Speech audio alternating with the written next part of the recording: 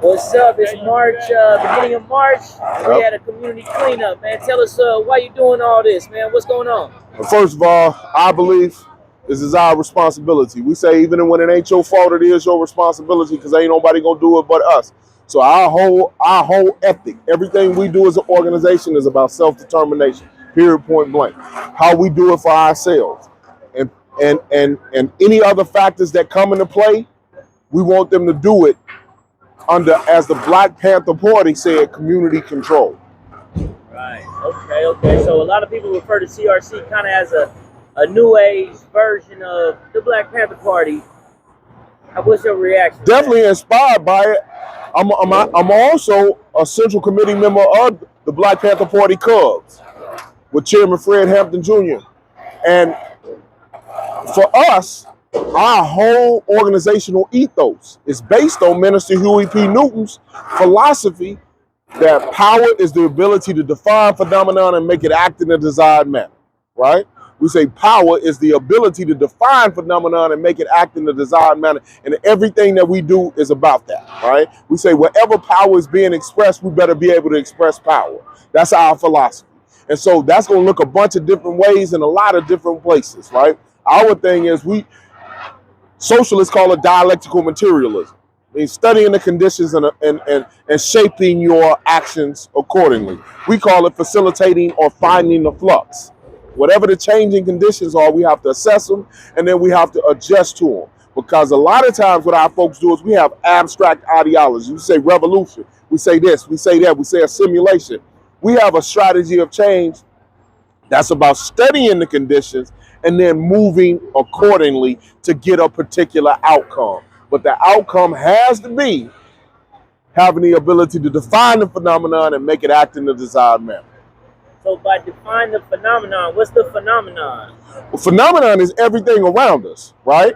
So here, people might say that this is a capitalist society, a predatory capitalist society. The phenomenon has been defined, it's been observed, right? But also defining the phenomenon that says we want to resolve the power differential. How do we get some power for ourselves? How do we get some power to create the outcomes that are best for us, right? So that's what we're talking about with the phenomena. We want to figure out how we have to organize ourselves to be able to create good outcomes. And this, what we're doing right now, is a part of that. We're developing a relationship with the community. A lot of times when you hear from different folks in the city and different places, they say, man, when we come out here, folks be doing this and they be doing that. But that hasn't been our experience. Our experience is how this community gets in there and helps us out, cleaning up with us. If you look around right now, brothers and sisters that's living out here got brooms, right? They cleaning up, right? Because we approach with respect and resources. And we don't have nearly as much resources as other organizations, right? But we come with what we got. And so we negotiate. We say, man, even when we didn't help get a whole encampment's house, right? When the city was having issues with it, we didn't come to Fitzgerald Park, right? That was APTP, MH First, Community Ready Corps, was Love and Justice with Talia and all.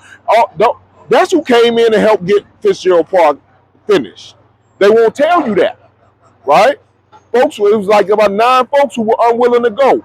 We helped get hotels, all of that, because we came with compassion and we saying, what does it take? What do you need?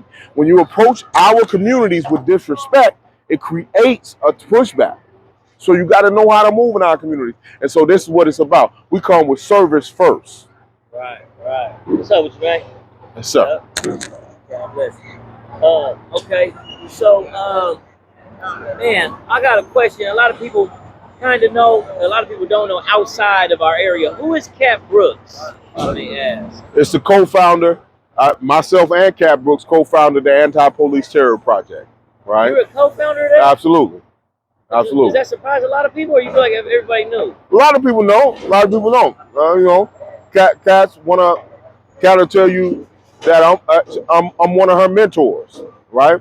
And so, but I'm in a lot of places. Right. A lot of places. So yeah. Wow, I had no idea that you was co-founder of the Anti-Police Terror Project. That's what's up. Can you tell us about the mission of the Anti-Police Terror Project? Well, when we started out, it was folks that were, it grew out of Oscar Grant, right? So did Community Ready Corps. Both of those organizations grew out of the Oscar Grant when Oscar Grant was murdered, right? I personally and some of the folks I've been organizing with, we've been on the ground in Oakland for 30 plus years, right? But when Oscar Grant was murdered, it kind of changed how we organize. At that point, I hadn't dealt. We didn't fuck with nonprofits. We didn't do any of that, right? And we still kind of don't, right? Although we have a nonprofit at this point, we ain't the typical nonprofit.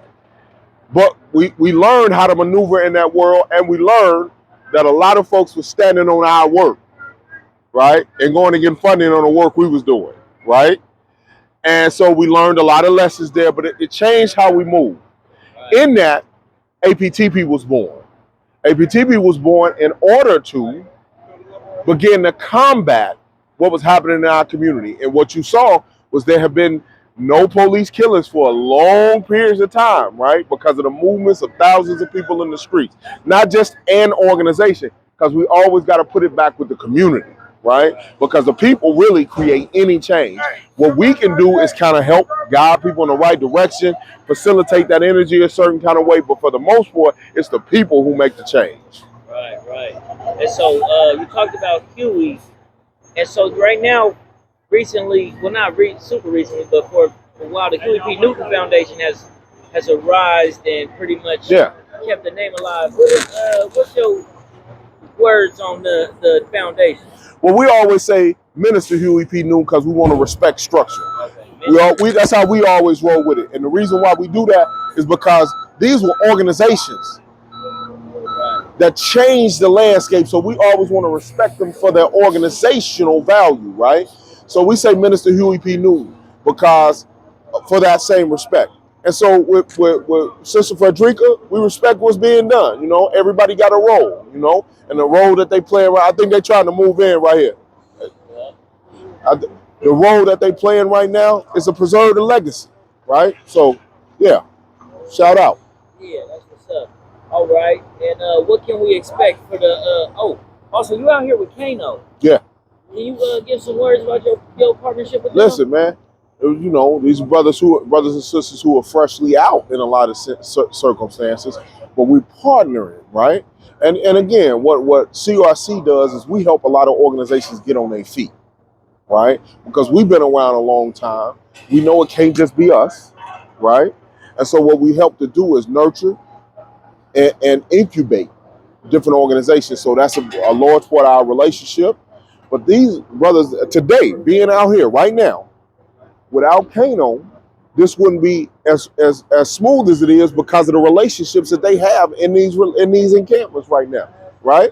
And so because of that, it makes this work possible, right? The reason why we want to speak to that is because so many of our folks, man, we had some situations recently, and folks talk down on our brothers and sisters that's coming home. But we know and we value that work. And so without Kano, this would have been a lot more, this just like we did in Fitzgerald Park. These brothers and sisters are out here helping us to bridge the gap between these relationships to make this smoother. Right. So, yeah. Okay, that's what's up. So the last question was CRC for the rest of the year, 2024. What's going on? On these streets, doing as much of this as possible. You know, our thing is a lot of people got a lot to say. Our whole thing is resist the doom loop. They want to tell you to talk down on your city. That's cats like John Protopopis, who are funding people like Seneca Scott to come in and get you to tear down your city so that the prices go down. And I'm telling you what I know. That these developers and real estate folks are the folks that are behind this recall and shit like that. We're not even saying good, bad, or otherwise. You got to know a hustle when you see a hustle. You ain't even had an administration that's been in long enough to tell you whether they good, bad, or otherwise, right? From the day they won, they've been talking about recounts and recalls. That's a hustle. That's a hustle backed by developers, right? John Protopopis, who was down with Jerry Brown, Libby Schaaf, the displacement machine. Jerry Brown said, it's either slumification or gentrification. Jerry Brown initiated the process. He said that his mission was to break the back of the black political establishment in Oakland. So then what happened is they started to push us out of the city, right? So long-time Oakland residents for generations. Oakland used to be a significant to majority black city. Now you down to 20 to 19% somewhere in that ballpark, right? It's dwindling. This machine, now they're on the final stages. They want to get you down to San Francisco like 3%. I'm sure San Francisco is down lower than that now, right? It was 3% 10 years ago. So I'm sure it's lower than that now. They want black Oakland to be 3% or less, right? They're trying to get you out of here. So I'm saying that to say, don't buy into the doom loop. And so what we doing is we on the streets doing the work to counter that. Period, point blank. We want to show what we call a positive pull-up. Yep. That when we talk, the folks is talking shit, yeah, problems exist. But what are we doing to contribute and band together? Because the counter to the doom loop strategy and narrative is a positive pull together. Because then you keep your city valuable by showing the world that you can pull together, that you're going to do something about it, and that it's a strong community. So that's what we're doing for the rest of the year. Right. You know, you touched on a thing that I wanted to connect with the 10K program. Yeah. So can you, A lot of people don't know what the 10K program was. Yeah. And I think you kind of alluded to it, but we might have skipped over it. Jerry Brown wanted to bring 10,000 new people into the city, right? They wanted Brown low income, not even affordable. They wanted market rate housing in a high property situation like San Francisco and Oakland at this point. Market rate means that is more than you can afford, basically, right?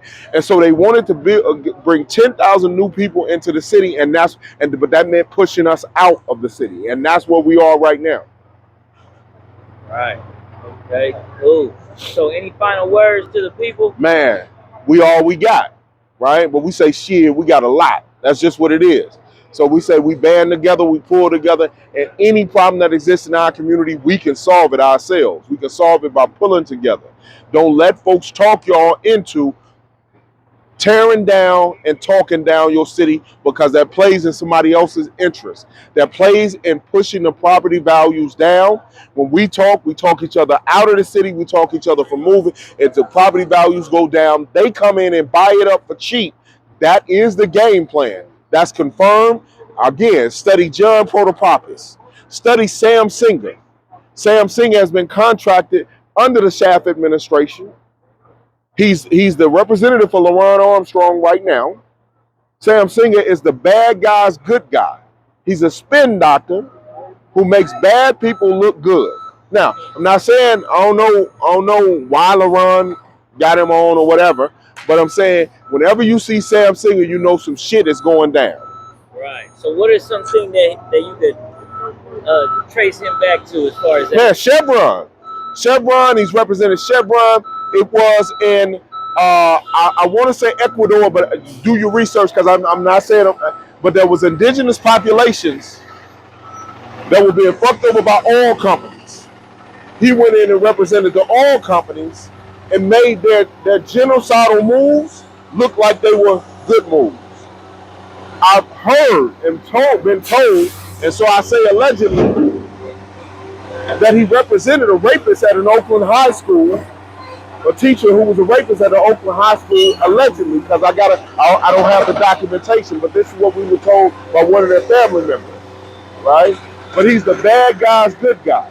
So do your own research on Sam Singer. He's a spin doctor who, when big companies and scoundrels fuck up, he goes in the press and makes them look like good people. So is he a lawyer or just a He's a PR person. So he owns a PR company. And that's what he does. He has a PR firm. Sam Singer has a PR firm. When Monster Housing was going down, Wedgwood, a company that buys up and flips houses, right? And I'm not talking about mom and pop. I'm talking about a corporation that comes in and buys houses, holds them, all of that, speculators, right? When they were trying to kick the moms out, they hired Sam Singer. Sam Singer came in and painted a picture of them as welfare moms, as deadbeats. That's who Sam Singer is. So does he do this by getting his articles kind of on the news? Yes. Or? As a matter of fact, you got to watch. We got to ask the question. Sam Singer has a relationship with most of these media outlets. Not only do they pay for that, they go to the news outlets. That whether they get them advertising or whatever, because he's a high-powered firm, they are more likely to cater to him. That's who's behind this recall. Go to his page. Go to Sam Singer's Twitter. He'll tell you he's about taking this government, this particular progressive government down. That's what he says. Right? So you got rich white men who live in Piedmont, Claremont, and different places that's going to dictate Oakland politics. And that's what we're talking about right now. Every one of these motherfuckers that's behind the recall, either rich motherfuckers from San Francisco, Piedmont, Claremont, and they want to dictate Oakland politics. And that's what's happening. Okay, well, last question. Yes, sir. Because I think a lot of people aren't savvy to the council stuff. What role, who is Carol Fife? Carol Fife is the West Oakland D3 representative, and she was the spearhead for Moms for Housing, no matter what anybody tells y'all. Don't believe the bullshit. Carol Fife was the one who organized and brought the moms together because there were several of the moms who were going through things, right? And so she got them together and they took over a house, right? But right now she's the representative. She's trying to do something called the 5K plan. 5K plan is to get 5,000 houseless folks off the streets into housing with wraparound services. And so that's what she's fighting for right now, because our people should not be on the streets, right? They need to be in it with all the care that they need, period. All right, well, thank you very much. Right on. CRC. Thank you. And what Instagram should we follow, man? You go to Community Ready Corp, CORP, Community Ready Corp on Instagram. Right on. We love y'all. We all we got. All right.